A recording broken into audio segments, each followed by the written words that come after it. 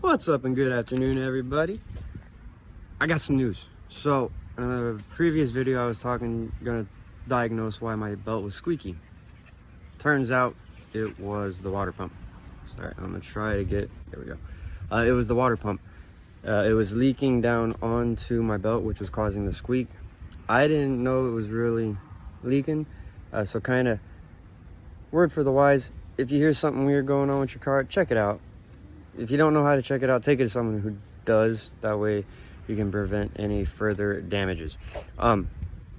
So I revved it one time and it kind of finally gave up the ghost and blew out, the water pump that is. And I'll kind of show you what parts failed on it here in a second or two. So kind of keep that in mind.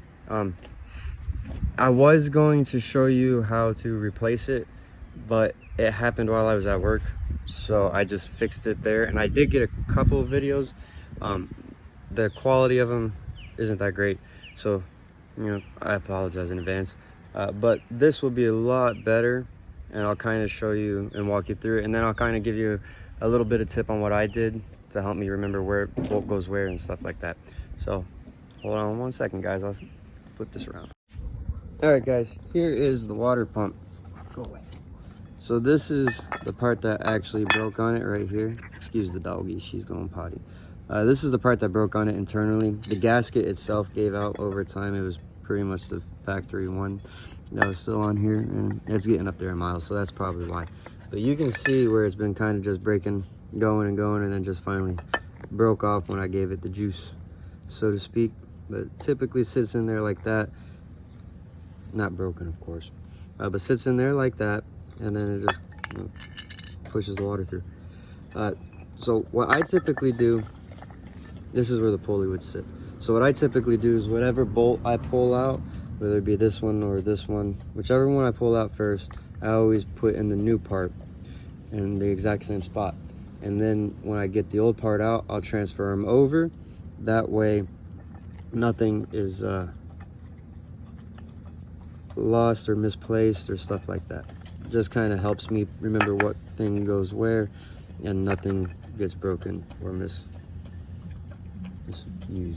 This is where my thermostat housing would sit. See, it was all kind of gross too. That's where I was prying on and kind of gouged it out. All right, so now we go to the car.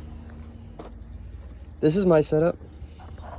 Everyone has different ones, but for the most part, it's going to be pretty much the same. You got your throttle body right there, your air intake system, air intake.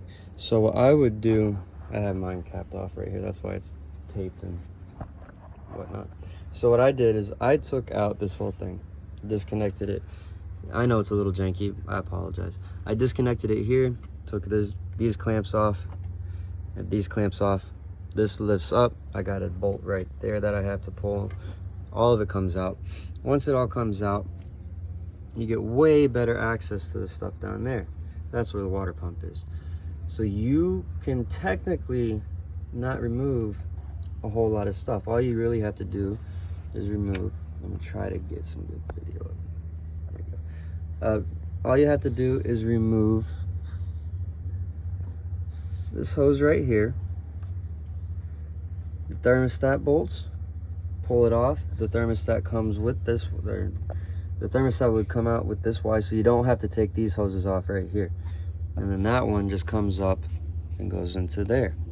So you can pull the hose clamp off, pull that hose off, pull the lower radiator hose off, slides down, and then you got pretty much straight access to the water pump. You do have to take off the pulley, water pump pulley, which is there, and you do have to take off the belt, which is over here.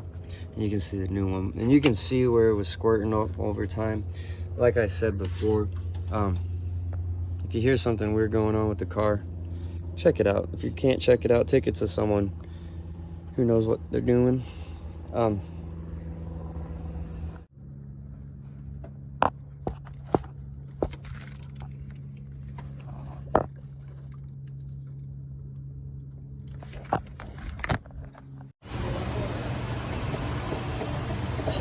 Bad water.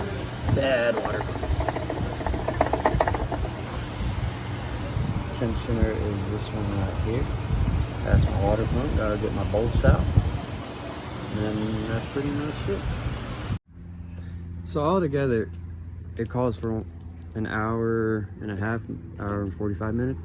I did it in less than an hour. It was pretty easy, real straightforward. I had the part already with me. If you're doing it at a shop or doing it at your house, it's a good idea to get the part if you're at your house first before you have to, get it out, then go pick it up. You might not have a vehicle available. I had it, and then I was gonna do it that night at home and kind of show you how to do it, but like I said, it happened and I just ended up doing it there. If you do overheat, shut the car off, don't let it run. Try not to overheat it too much. You can mess something up with the blocker or the motor. So you will mess something up, not necessarily the first time, but if you keep doing it long enough, it'll happen. So that's kind of it for now, guys.